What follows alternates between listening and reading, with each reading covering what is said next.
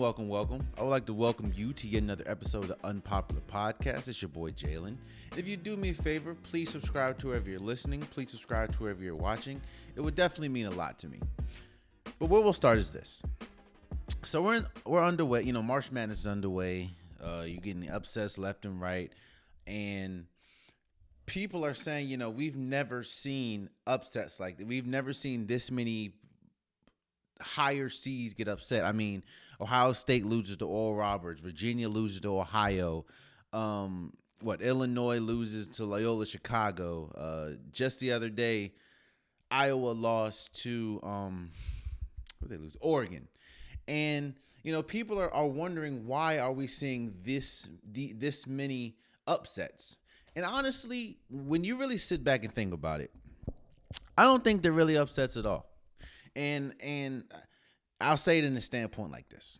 I understand when you look at the rankings, you know, when a 1 seed loses to a 16 seed, or a 2 seed loses to a 14. You know, I understand that. You know, I understand when you're talking about rankings that, you know, Illinois losing to a Loyola Chicago was an upset. Now, I will also be the first one to say that if you watch my episode when I did the men's bracket, I picked Illinois to make it to the championship and ultimately win.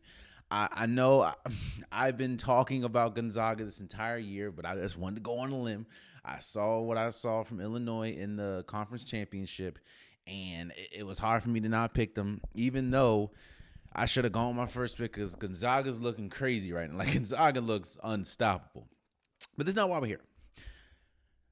All year, I've been saying college basketball has been down. All year, I've been saying that either the top is getting closer to the bottom or the bottom is getting closer to the top. And when you look at the talent-wise, yes, you still have, you know, the Kentuckys, you still have North Carolinas, you still have Dukes, and they're going to hold a prestige, like their name holds prestige. However, when you're looking at the talent on the floor, and I don't know what it is, I don't know if it's the pandemic, I don't know, you know, this, you know, last year and this year, there's a record number of athletes hitting the transport, what the world? Hitting the transfer portal. I don't know if it's just the talent. I don't know. But if you look at, let's just look at 2 teams. Now, again, before we go, Gonzaga is not a part of this, okay? When you look, it would behoove me to look at Gonzaga and be like, oh, well, they're on the same class as blank. Like, no. What I'm seeing from Gonzaga right now, and honestly, what I've seen from Gonzaga all year, they're on a class of their own. If they don't win the national championship this year, I think it's going to be one of the biggest upsets ever. Like, I kind of remember when Anthony Davis won the national championship for Kentucky. If they would have lost, because they were just dominant all around, if they would have lost before or lost in the national championship, it would have been something crazy. Or when Kentucky had Karl Anthony Towns, Devin Booker, the Harrison twins, and they lost, that was a huge upset. But if Gonzaga loses, I don't see it happening.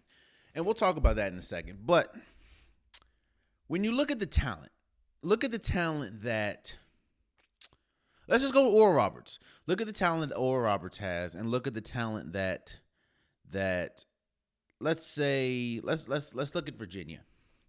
Virginia has tall players, of course. So does Oral Roberts. Virginia has scores. Oral Roberts has the leading scorer in college basketball. I don't know. It's Virginia's well coached. Oral Roberts is well coached. They have NBA-type players, while Oral Roberts doesn't have as many. Again, they have the leading scorer in college basketball. He can definitely make some noise in the NBA. The talent level is starting to get, the talent gap is starting to close. So when we say upsets, I don't look at it as much as upset. I look at it as much as, except for, you know, Illinois losing to, you know, Loyola Chicago. That was an upset. But I just see the talent level from the bottom team, or the teams that we would consider the bottom, and the teams that we would consider the top, to start, they're starting to even out.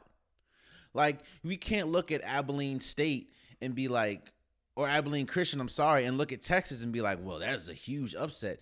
While it was an upset in the rankings, Abilene Christian has really good players, and so does Texas. But it's like, we're so bent on the rankings, and we're so bent on the number, like, oh, he has a number 5, so he should definitely beat a number 12. Even though if you look, Loyola Chicago has the same amount of talent as most of the people in the conference.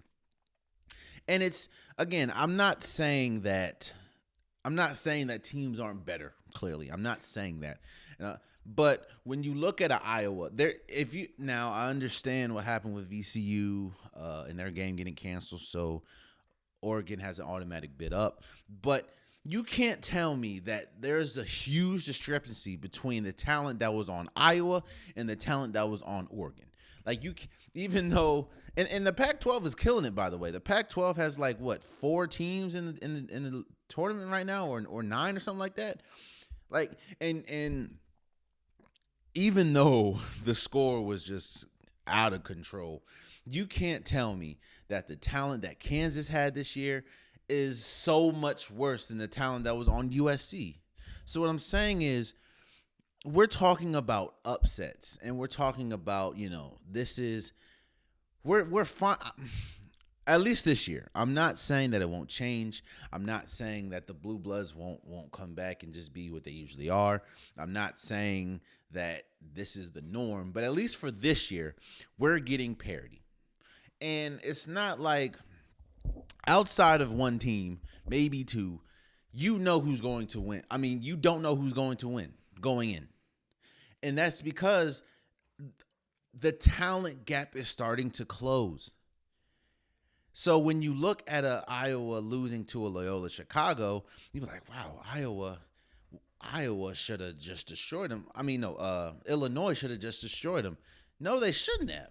Loyola Chicago, even though they're AC, they have the talent, and they have upperclassmen. And that's a lot of things we're seeing this year also. A lot of the teams that are winning have upperclassmen, have a lot of juniors or a lot of seniors. So it's, again, I'm enjoying March Madness, and it's even on the women's side. Now, the women's side is a little different. The women's side, all the favorites, outside of maybe 1 or 2, all the favorites are winning. Now, we can talk about what happened with Texas A&M, on Sunday, but, all the favorites are winning. All the teams that are supposed to be good are dominating, like Kentucky. I'm not Kentucky. UConn's great. Baylor destroying people. Stanford just beat somebody by damn near 50. So did South Carolina.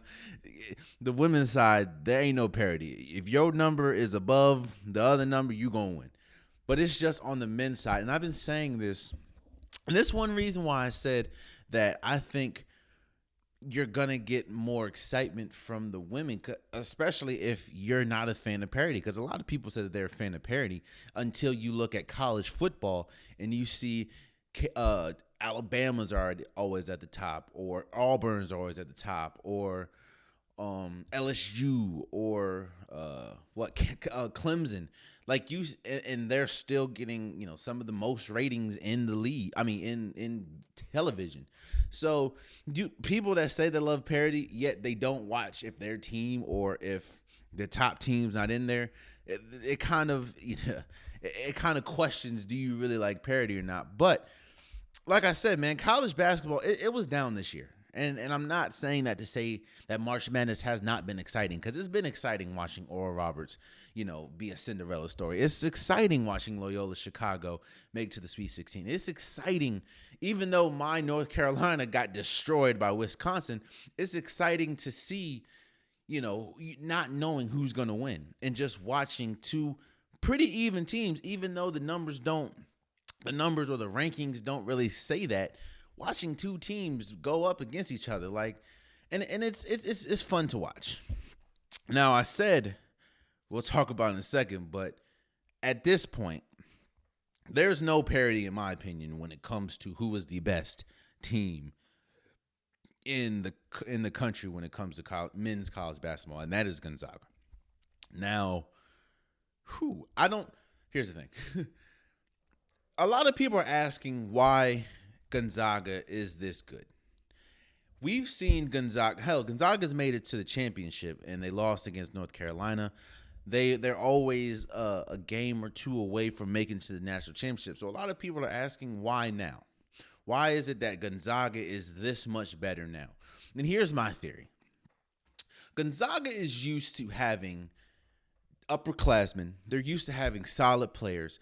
But one thing that you see from a lot of national champions is they'll at least have one or two NBA-style players, NBA-type players. And while you have a Rui Hachimura who went to Gonzaga, while you have a what's that dude's name? Kelly Olynyk, who went to North Carolina. Who went to Gonzaga. They don't have they've never really had a top tier player that is a bona fide bucket. Let's say that. Kelly Olynyk was great in college. Rui was really good in college, but they weren't bona fide buckets. Yes, they're sound players, and Gonzaga's always had sound players. Like, they've always had a time, and they've always had the point guard. I forgot his name, but they've never really had that player that can take them over the top. This year is different. You have Jalen Suggs, who is potentially a 1 or 2 overall pick in this year's draft. So you couple that with the talent that you have, with the upperclassmen, with the size, with the execution, and you have a person that can go get you a bucket even when all else fails. That is a recipe for success. Not to mention, most of their best players outside of Jalen Suggs are upperclassmen. And they just do everything right, from defense to offense to running plays to running sets to running inbound plays, half-court traps, full-court traps. Gonzaga does not have a weakness. You can say, they don't score as good as blank. Like for instance, when we look at the scoring, when we look at teams that can score, I don't think Gonzaga can score as well as Alabama. I don't think Gonzaga can score as well. I don't think Gonzaga can score as well as Baylor. I don't think Gonzaga can score as well as who's still in the tournament. I don't think Gonzaga can score as well as USC. Well, no, they can score better than USC. But I don't think they can score better as, like I said, Baylor or Alabama. However, Alabama does not play, while they play really good defense, their defense is nowhere close to the level that Gonzaga plays. Baylor's defense is nowhere close as on the level that Gonzaga plays. We'll go back to USC. USC plays like you cannot score in the paint with USC. USC has nothing but big bodies. However, they cannot score as good as Gonzaga. So what it is Gonzaga is a complete team. And they're really coached well. So that's why I think that there's a lot, like this year more than any year, there's parity. There's a lot more parity in college basketball because I don't think that the talent discrepancy that you usually see from the top teams is not there anymore. And you can, like I said, you can look at, and a prime example about that is look at the game we just saw on Sunday. Monday. The game we saw Monday, Kansas against USC. Usually Kansas is one of the top teams that are always, they always have the talent. They have a Thomas Robinson. They have Joel Embiid. They have who else did they have? Kansas. They've had top play. They've had the Morris twins. They're usually above the rest. They just got destroyed by like 34 points in the tournament against USC, a USC team that has maybe one NBA prospect, which is the tall dude. I forgot his name, but like I said, man, while we have a year of parity, as in you don't know who's going to win from night to night, That cannot be said when you're going against a Gonzaga. To me, Gonzaga is better than everyone by a country mile. And yes, that's no shot to Alabama. That's no shot to Oregon. That's no shot to the team still remaining in the in the tournament. But when you look at a Gonzaga, it's hard for me to pick anyone above them. Even though I did pick Illinois, I was probably a prisoner of the moment. But even though I have praised Gonzaga this entire year, seeing as though they're just above. They're just above the rest. So, like I said, I don't see it. While yes, they're upsets when we talk about rankings, it's hard for me to consider them upsets when you look at the talent discrepancy this entire year. Like I said, outside of Gonzaga has been like, you look at Duke's record, you look at Kentucky's record, two teams who didn't even make it in the tournament. You look at North Carolina's record, you look at Kansas' record, compared to Oral Roberts, compared to Abilene Christian, compared to Ohio, compared to Ohio State. So that's what, that's March Madness for you. And like I said, you're really seeing who is a fan of parity and who's not. Because everyone says, oh, I'm tired of seeing Clemson in the national championship. I'm tired of seeing Alabama in the national championship. I'm tired of seeing what Duke, and when we talk about basketball now, Duke and Kentucky in the national championship. Yet and still, I like to think that the ratings and views are at an all-time high at this point. Not saying that they are all-time, but they're pretty high, seeing as though you don't know who's going to win night in, night out outside of one team. So, and yes, I'm not forgetting about Baylor, but I just don't think Baylor is on the same level right now as a Gonzaga. So that's that. Let's move over to NFL, okay? So free agency is on, and there's still multiple free agents that, free agency is a time in the NFL. That's one of the, outside of the draft, that's probably one of the most important times, because this is a time where you have players getting released. You have players that are on the market that could be major part of somebody's team and you look at last year, this is where Tom Brady went to Tampa Bay, and you see how that ended. So, and Gronk at that. So, free agency is very important, and there's been several moves. I'm not going to talk about every single one of them, but there's been several moves that's been made. Either they're really good moves, or to me, they're really bad moves. So what I was going to do is I was going to do the 5 top free agency moves and the 5 worst free agency moves. And I wanted to do this because I wanted to shine light on why these moves were good or why these moves were bad. In my opinion, of course, it's all in my opinion, and we'll talk about it. So let's start with the top, the 5 best free agency moves in my opinion so far. Now, there are multiple free agents that's still available. Like Melvin Ingram is still available, AB is still available, Jadeveon Clowney, Sammy Watkins, Kevin King. Even though the last time we saw Kevin King, he was getting torched by Scotty Miller, but Kevin King is still available. There's still a lot of unsigned free agents that can be pieces for a team that can put a team over the top. So, but let's start with some of the top free agents, top free agent moves, some of the free agent moves that can directly impact a team or a player. Let's start with number 5. Number 5 is Dallas re-signs Dak Prescott to the 4-year, $160 million contract. That's huge because that, we for the last 2 years now, Dak has been fighting for a new contract from the Dallas Cowboys, and the Dallas Cowboys has been reluctant to give him that contract. And when you look at Dak Prescott, if you really look at this year's free agency, Dak Prescott was probably the biggest name as far as the quarterback position. Now, I'm not saying he's the biggest name that wanted to be traded, but probably the biggest name as far as the best quarterback that was out there. And the fact that Dallas shored him up, even though a lot of people thought that he was going to get franchise tagged again, even though that franchise tag I think would have cost him like $50 million or something like that. the fact that they were able to shore him up for 4 more years and making him one of the highest paid quarterbacks, which I still have my reservations about, but it works out for Dallas because you get your quarterback, and it also works out for Dak Prescott because you get the money that you wanted. And that takes probably the best quarterback that was on the market. That takes him off the board.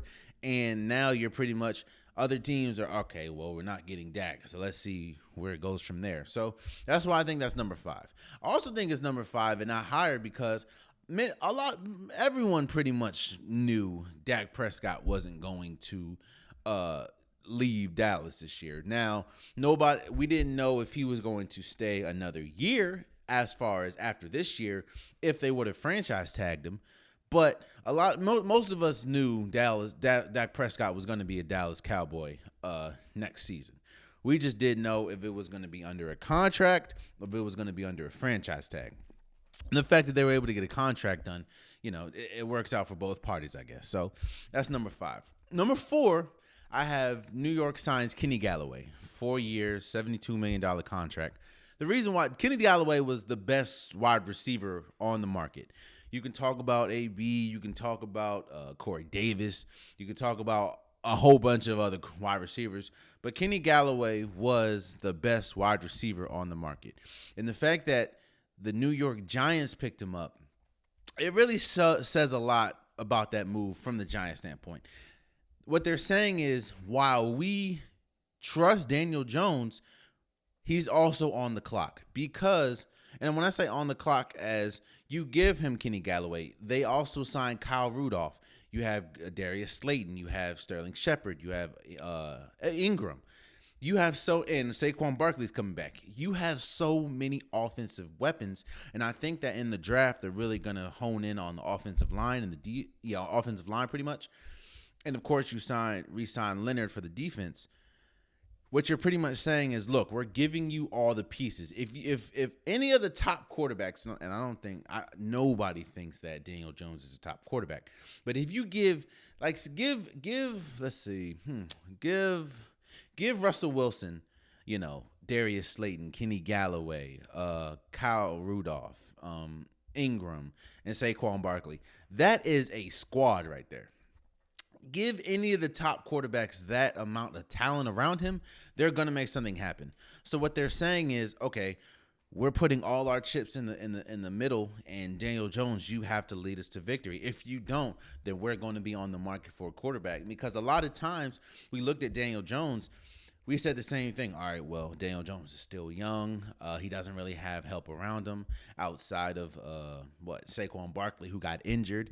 And now that you have one of the better wide receiver cores, make it work. And if it doesn't work, then they're going to be on the market.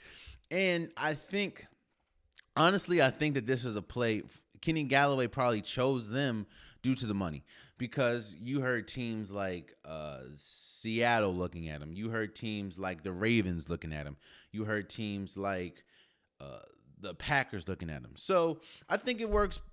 And Kenny Galloway chose the Giants. I think that not only is that money, but he has faith in Daniel Jones. And we'll see. I mean, Daniel Jones, especially the beginning of his career, was turnover prone. And I think that he's I mean, it's not even just think. If you look at the stats, he's improved dramatically from his rookie year to where he is now. So again, the Giants are pretty much saying, we're giving you all the talent in the world around you. If you don't make it work, it's on you, not on us. So that's number 4, the Giants signing Kenny Galloway. Number 3, the Patriots signed both Hunter Henry and Jonnu Smith. To me, while they're not top tight ends, this shows that the Patriots not only understand the quarterback that they have, but understand one of their weaknesses.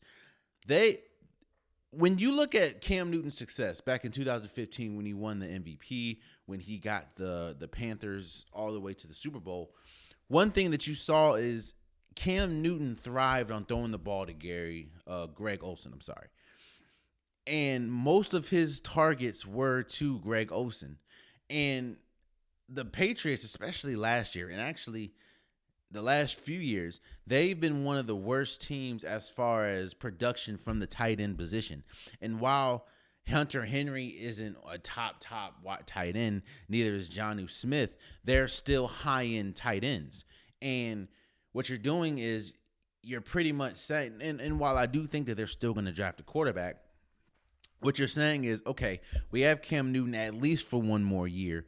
Let's put it all on the table and see what we can do. Let's try to get him the pieces. Because not only did they sign Hunter Henry and Jonnu Smith, they signed Nelson Aguilar and Kendrick Bourne. Like, those are the jury's still out on Nelson Aguilar. Kendrick Bourne is still a pretty good. In fact, let me say this: Kendrick Bourne is better than what the hell they had. So I think that the Patriots are leaning into their quarterback, which is Cam Newton, and they realize that Cam Newton had his best years when he had at least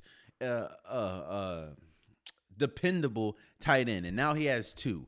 While Hunter Henry isn't the greatest catcher, he'll still be able to catch, some. He's a really big tight end, and he can get you some yards. And Jonnu Smith is more of a catcher. While he isn't the biggest tight end, he's more of a skilled tight end. So you have two ends of the spectrum when it comes to tight ends. Hunter Henry does need to get better at blocking just a tad bit more, but I think the Patriots signing not just Hunter Henry and Jonnu Smith, but most of the offensive weapons that they signed, I think is a big move, especially for this year. I think they understand that they're not, even with Cam Newton, I don't think they're good enough to win a Super Bowl.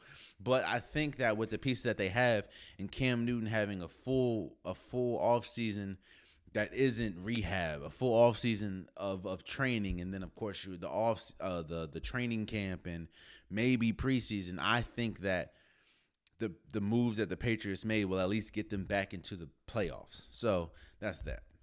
Number 2, I have Washington signing Curtis Samuels. Last year, one of Washington's biggest flaws was their wide receiver depth. Yes, you have Terry McLaurin, who to me is a top wide receiver. But outside of that, Chris Sims is okay, but you didn't really have any wide receiver help. Bring in Curtis Samuel, and the good thing about it is you're bringing in Curtis Samuel, and you're not asking Curtis Samuel to be a number one. Curtis Samuel is not a number one, but we already have. Oh no, let me say we. Washington already has a number one in Terry McLaurin. You're asking him to be a solid number 2, and Curtis Samuel and Terry McLaurin played together in college, and I think that the speed as well as the burst that Curtis Samuel has, I think that that'll definitely help for Washington. While I hope that's not the only wide receiver they go for in free agency, because there's definitely still some wide receivers left. I think that Curtis Samuel is one of the better pickups for Washington. And that's why I have him at number 2. And number 1, I have the Chiefs sign Joe Tourney, the lineman from the Patriots.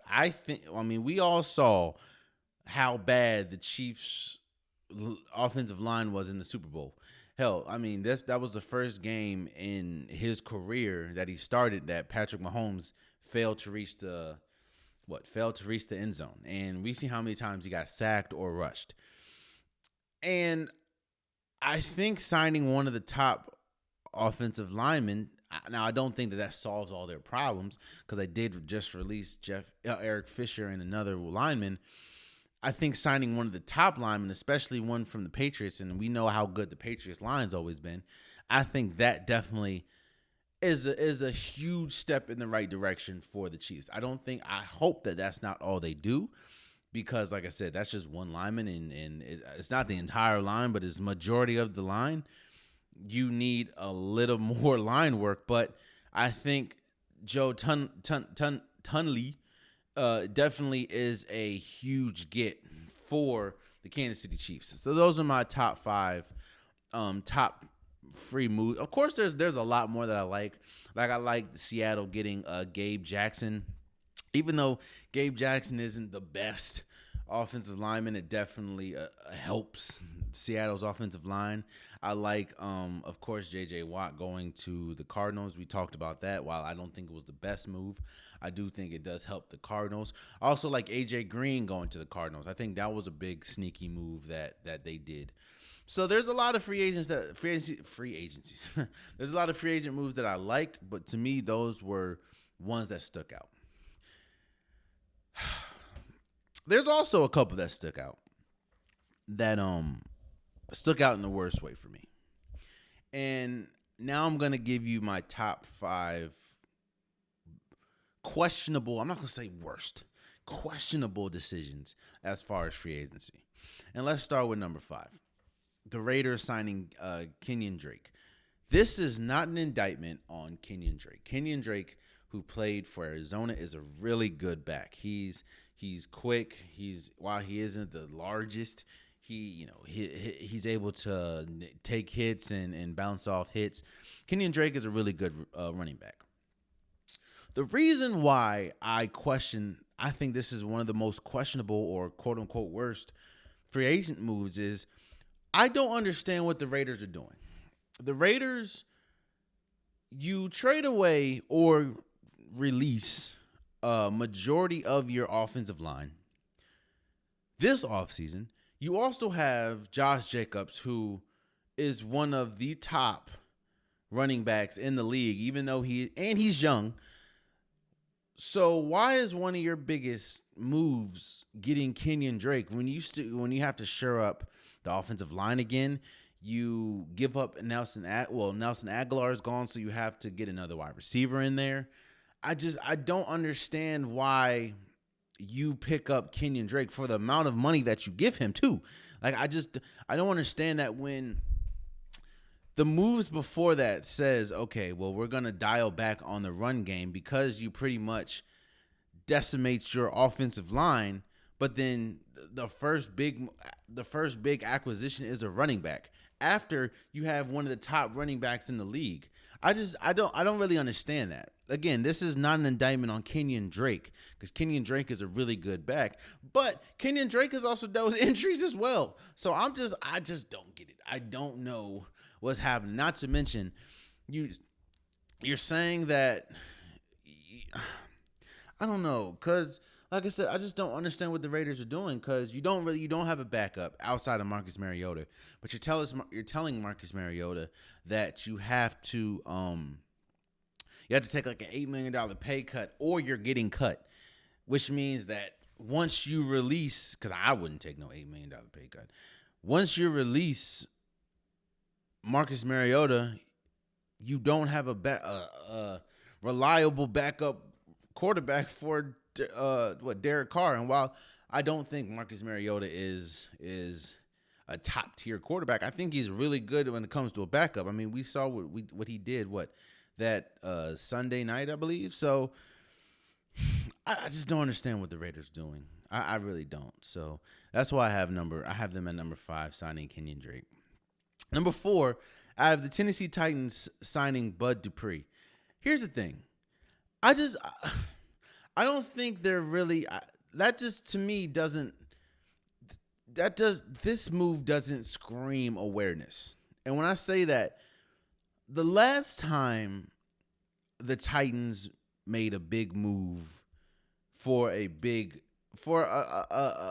name defensive player was Jadeveon Clowney. And the similarity is they're both coming off of huge injuries, huge lower body injuries, ACLs. And the fact that you saw with the production that you got, or the lack of production that you got from Jadeveon Clowney, a lot of people want to attest that to the injuries. You then next offseason do the same thing and sign Bud Dupree after tearing an ACL. Now, I'm not saying that Bud Dupree can't come back and be better than Jadeveon Clowney was, and I'm not saying that won't happen. What I'm saying is you just did the same thing a year prior and it didn't work out for you. Not to mention the fact that It's not like basketball. It's not like KD rupturing his Achilles.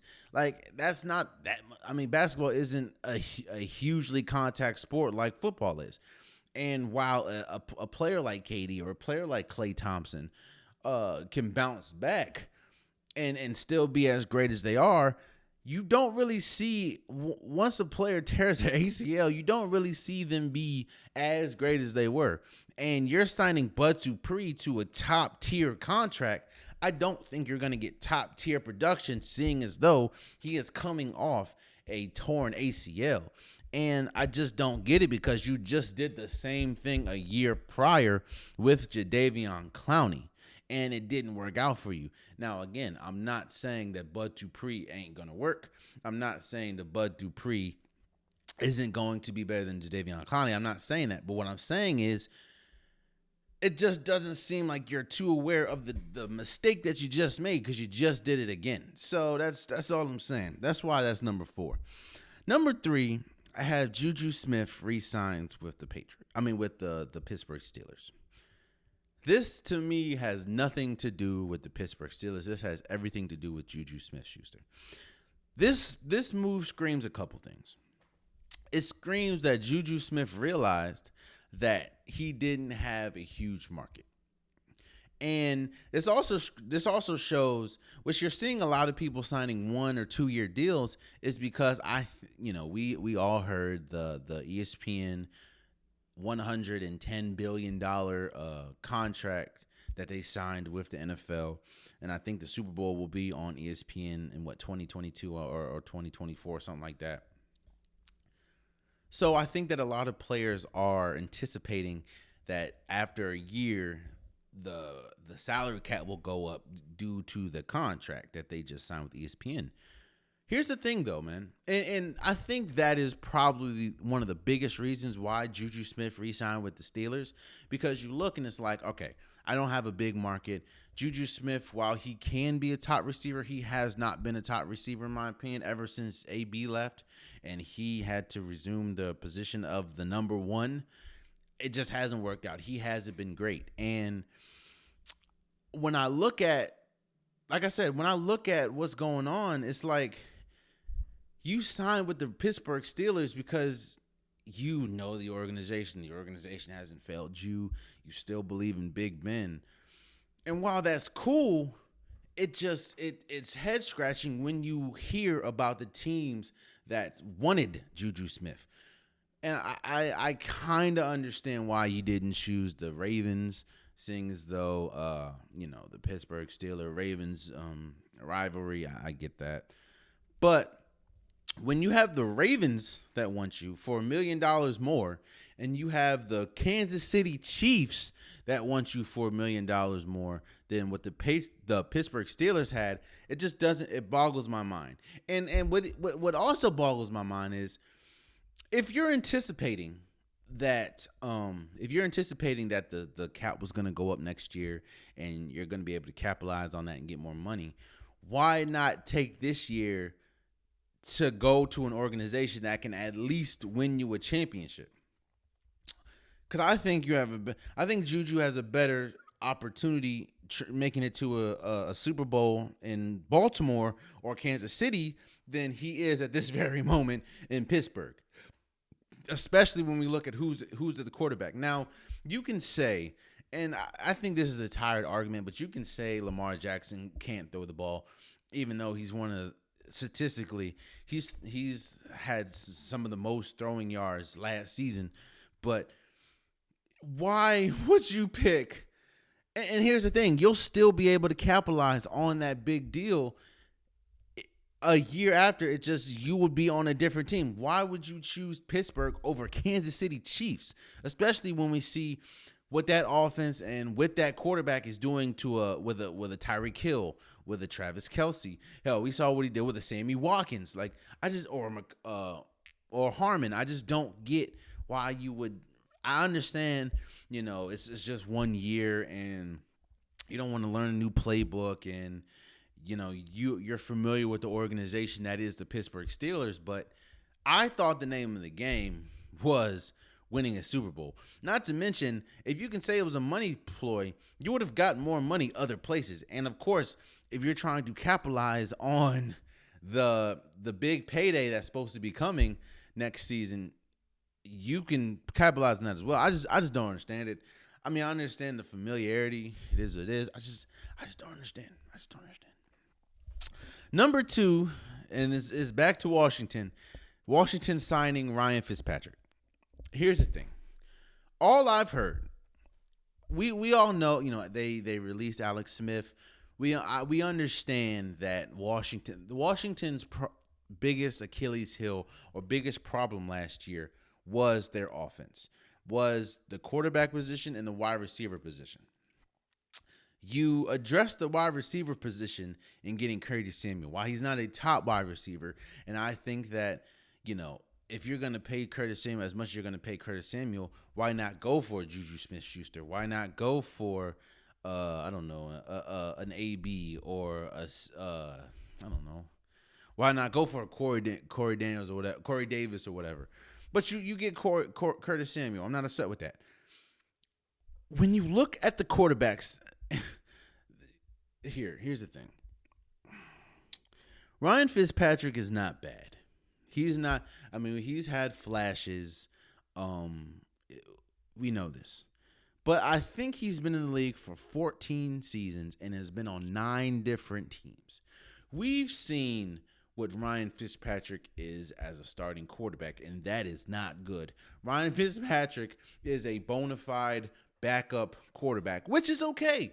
He thrives in positions where he doesn't have to be dependent on an entire season, maybe a couple of games, maybe 5, 6, 7 games. But if you need him for an entire season, we have seen time and time again that he is not the man to get the job done. He is not the one to get the job done. Yet and still, when you look at the quarterback position or the free agents that were on the market, while it wasn't a huge market, you had Cam Newton. You had Sam Darnold, which I think that you could have made a deal. You had Mitch Trubisky. Like, I don't understand why Ryan Fitzpatrick was the dude. Like, I just don't get it. Like, if that's the case, why not? Even though Mitch Trubisky is not leaps and bounds better than Ryan Fitzpatrick, he's better than Ryan Fitzpatrick. Even if Sam Darnold, you have your reservation on Sam Darnold, what he has going for him is he's shown flashes and he's younger than Ryan Fitzpatrick. Here's the thing. I understand Ryan Fitzpatrick is going to throw the hell out the ball. He is going to sling the hell out the ball. That's just what he does. But Ryan Fitzpatrick also is usually one of the league leaders in interceptions. And I just don't understand and you also had Cam. I don't understand why you didn't. I don't know if you tried to get all these quarterbacks and it just didn't work out, but why? I just don't understand the move for Ryan Fitzpatrick, especially when your defense is as good as it is. And we know that what Washington needs to go over top is a capable quarterback, and then you choose Ryan Fitzpatrick, who's a bona fide backup. Now, I heard, don't be surprised if Washington goes and tries to get Sam Darnold, tries to get another quarterback. I just don't understand that either, because you already have Kyle Allen, you already signed Tyler Heineke to a 2 or 3 year deal. You have a team full of backups and not a starting quarterback. I don't think we're going to carry 4. Now, we could with COVID, who knows? But I don't think we're going to carry 4 quarterbacks. So I don't understand why. When you had quarterbacks that were younger, when you had quarterbacks with better arms, when you had quarterbacks that were more accomplished on the market, and you go get Ryan Fitzpatrick, I don't get it. I understand he'll give you a lot of yards. He'll throw the hell out that ball, but he'll also put you in He'll also put you in harm's way more than not. And he has been a league leader in one of the league leaders in interception almost every year of his career. And we've seen what Ryan Fitzpatrick is when he is deemed a start. Let me say this: when he is dependent on to be a quality starter, we have seen what he's done, and it has not been good. So I don't get it, man. I don't get it. And number one, Chicago with Andy Dalton, like it just it. What hurts even more, which we kind of knew that they weren't gonna get Russell Wilson. We kind of knew that, and we also kind of knew that they weren't gonna get Deshaun Watson. But you hype up your fan base to, where you cut Fuller, who is one of the better cornerbacks, for the money wise, to say we're gonna make a huge play at Russell Wilson or we're gonna make a huge play at Deshaun, and then the story comes out and the confirmation comes out that you signed Andy Dalton. It's bad, man. It's bad. Not to mention, it's like outside of that, you really didn't make any moves. And it kind of goes back to this the point I just made with Washington. You had other quarterbacks. Hell, I think Mitch Trubisky starting quarterback is better than Andy Dalton. Like I don't understand. I just don't understand, man. I don't understand it. I don't understand it. I just don't understand how now. And the thing is, a lot of these teams like Washington, like Chicago, have more caps money, and they could use it for better players. I don't understand. An honorable mention was Mitch Trubisky signing with the Bills. But the more and more I think about it, the more and more I understand why Mitch Trubisky at least did it. I don't understand why the Bills made that move, but I understand, you see what Josh Allen was, and then with that coaching staff and quarterback coach, now you see, hell, he was a game away from making it to the Super Bowl. And he was one of the best quarterbacks last year. So I understand, under that tutelage and under that the opportunity that the Bills give you, I understand why Mitch Trubisky would make that move. But I don't understand why the Bills would make the move. But yeah, man, those are just some of the head scratching decisions that happen in free agency. Now, free agency, of course, like I said, is not over. You have AB, reports to come out saying that the Seattle Seahawks want to sign him. Melvin Ingram still needs a new contract. I don't think the Chargers will let him out the door. Sammy Watkins, King. There's still more moves to be done, but those are the 5 best and the 5, I guess, worst that I wanted to highlight so far. So there's that. Let's move over to the NBA. So LeBron James, Mr. Bionic Man, best player in the world for God knows how long, he is out with a high ankle sprain. And that really sucks. And it sucks for a lot of reasons. And we'll talk about LaMelo Ball in a second, but I don't like, one, I think that we're starting to see the aftermath, which I understand it was a freak play with Solomon Hill and going for the ball. I understand that. But we're starting to see I think, effects of having a shorter offseason, especially for the Lakers and other teams, because you're starting to see injuries pile up. And freak injuries at that. Hell, we even saw Steph Curry with the whole tailbone thing, It's I think that with LeBron James being out, I mean, it could hurt. I mean, it'll definitely hurt the Lakers in the immediate future, seeing as though LeBron James and Anthony Davis is still out.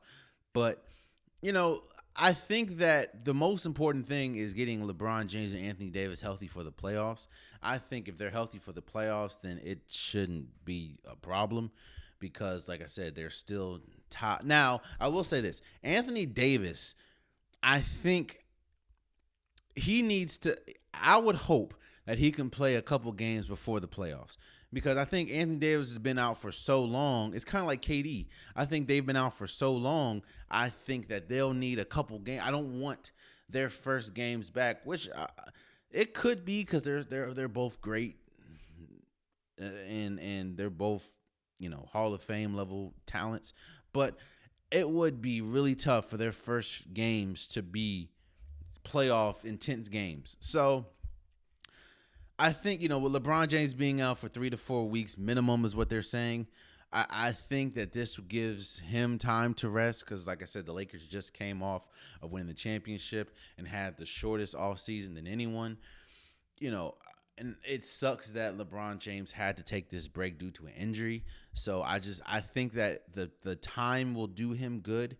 And now, of course, like I said, the immediate future, it's not going to help the Lakers at all. And I think the Lakers will probably, I mean, you have to depend on Kyle Kuzma. So I think the Lakers will probably drop down to maybe, I'll say, fourth to sixth in the East. I mean, in the West. But I think that when LeBron James comes back and Anthony Davis comes back, I think they'll be okay. So yeah. Moving forward, like I said, LaMelo Ball fractures his hand and is out for the entire season. Now, this sucks, and we're seeing this with the MVP too. The MVP and Rookie of the Year awards are being affected by injury. Because if you really look at it, the beginning of the year, you still had LaMelo Ball, but second in line in Rookie of the Year was James Wiseman. Hell, a lot of people had James Wiseman first, actually, in the beginning of the year. But James Wiseman gets hurt, and LaMelo Ball goes up. Now you have LaMelo Ball has had an incredible season. He's out for the year due to a fractured wrist. Now you have Anthony Edwards coming up. Here's the thing. The question is, has LaMelo done enough to win the Rookie of the Year, even if he doesn't play for the rest of the season? I say no. And I say no because Anthony Edwards has been incredible as well. It'd be different if it was LaMelo Ball and then everyone else from a country mile. Like, it would be different if that's the case. But no, Anthony Edwards has kind of been chomping at the bits or chomping at LaMelo Ball's ankles for a minute as far as the Rookie of the Year race. And with LaMelo Ball being out for the rest of the season, and hell, last week, Anthony Edwards had like a 40-point game. So I think that I think LaMelo Ball has done enough to win the Rookie of the Year, but I think so has Anthony Edwards. And the fact that LaMelo Ball will be done playing for the rest of the year and Anthony Edwards won't, I think his stock will rise, and unfortunately, LaMelo Ball's stock will fall for the Rookie of the Year. And I think Anthony Edwards, if everything works out how it's been for the entire season, I think Anthony Edwards will win Rookie of the Year because he's had an incredible season. So is LaMelo Ball, so is James Wiseman, so is Tyler Halliburton. Like they've had really good seasons, but I just think with LaMelo Ball being out, it's Anthony Edwards to win. I think LaMelo Ball has done enough to win, but it hasn't been. It's not a far gap between one and number two, and with number one not playing, number two, which is Anthony Edwards at this point, will come up and to me win it. And like I said, it's the same thing with the MVP. For the longest, it was LeBron James, but then actually, if you remember the beginning of this season, it was Kevin Durant. Kevin Durant was incredible. Kevin Durant was looking like the best player. He gets injured. Then the rise of Joel Embiid and LeBron James and Jokic. Joel Embiid's out for a couple weeks. Now you have LeBron James out for a couple weeks. So it just sucks that some of the bigger awards, which is the Rookie of the Year and MVP, are getting affected by injury. But I guess that's the name of the game, man. So we'll just see how it ends. So I'm excited, and I'm still gonna watch. And it doesn't take away from the fact that LaMelo is still a great player. Definitely doesn't take away from the fact that LeBron is still gonna be LeBron. But it is what it is. So moving forward. Oh man. So I'm starting to see the Rockets won their first game 2 nights ago. Let me say this. The Rockets were on a 20-game losing streak and finally beat the Raptors 2 nights ago. And I'm starting to see what I've seen so many times from the NBA and African American coaches. Let me just tell you what Silas has gone through this entire year. A week or two before you get the job, Daryl Morey resigns, and goes to Philly. You get the job, first head coaching job. Shouts out to Silas. Russell Westbrook is traded. Then we know the James Harden saga. He ends up in Brooklyn. Then you get John Wall, and he, along with Christian Wood, and majority of the team deals with injury. Then you trade away your best defender pretty much in PJ Tucker. You trade him to the Bucks. Silas has been put into a lose-lose situation, and I hope that this does not affect him long-term, but we've seen this so many times. Like, Stephen A. Smith said it best. You look at the situation that Silas was put in, like dropped in, then you look at the situation that Steve Nash was dropped in. Steve Nash, you get dropped into a team with Kevin Durant, Kyrie Irving, now James Harden, DeAndre Jordan. You have Mike D'Antoni is your assistant coach. Like, African-American quarterbacks, African-American coaches in almost every sport are usually put into bad situations and expected to make a lose-lose situation a better one. But if they don't have the tools or unable to do it, they usually get fired. You look at what happened with Herm Edwards. You look at what happened with David Fizdale. You look at what happened with so many. Hell, Jason Kidd. Jason Kidd had a good record for the Bucks and still lost, or still got fired. So it just Ty Lue for the Cavs after winning a championship. I just hate to see. And then this is all comes off of the interview that Steve, after one of the games, Silas just looked dejected because they lost their 20th straight. It just sucks that this is yet another situation where an African American coach is put into an impossible situation to win. Yet and still, he's more than likely, once they turn around, if they turn it around, they're going to look and say, well, you had blank, you should have made it work, so we're firing you and going to bring in someone else, which is unfair. And usually the person that they bring is better due to the fact that the African American coach had to go through so much BS and stuff from the organization. And once the next dude comes in, you already have the team built. Hell, that's what happened with Mark Jackson and Steve Kerr. So it just sucks, man. It sucks for Stephen Silas. I don't think any of this is Stephen Silas' fault. I'm on the side with Stephen A. Smith. I think this is a lose-lose situation. Like, how do you expect anyone to fare when you trade your two best players off the team before the three best players are traded off the team? Like, what am I supposed to do with that? Like, what am I supposed to, and then now the current best players, Victor Oladipo is probably going to get moved by trade deadline, which they just acquired. John Wall, while he's good, we've seen, he needs players around him. And Christian Wood has been injured majority of the year, even though when he is playing, he's still, to me, most improved player. But when is he, you don't know if he's going to play or not. So it just sucks, man. It sucks for Stephen Silas because, to me, it's just not fair.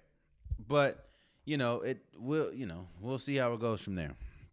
And before we go, Elgin Baylor, who is a Lakers great, he unfortunately passed away due to natural causes the other day. He was 86. When we talk about great players and we talk about the NBA, a lot of the times, Elgin Baylor's name gets forgotten. We talk, and even when we talk about Lakers greats, of course, we talk about Kobe, rest in peace. We talk about Shaq. We talk about Wilt, Kareem. Elgin Baylor was one of the best was one of the, I'll say, 50 defining players in the league. While we don't talk about him enough, you can't talk about the history of the NBA and not talk about Elgin Baylor. I understand that, new people that really don't know much about NBA might not know who he is, but for the novelist and for the people that understand basketball, they know how important and how good Elgin Baylor was. Elgin Baylor, for a time, was probably one of, if not the best player in the league. And, I send prayers out to his family. I send prayers out to his loved ones.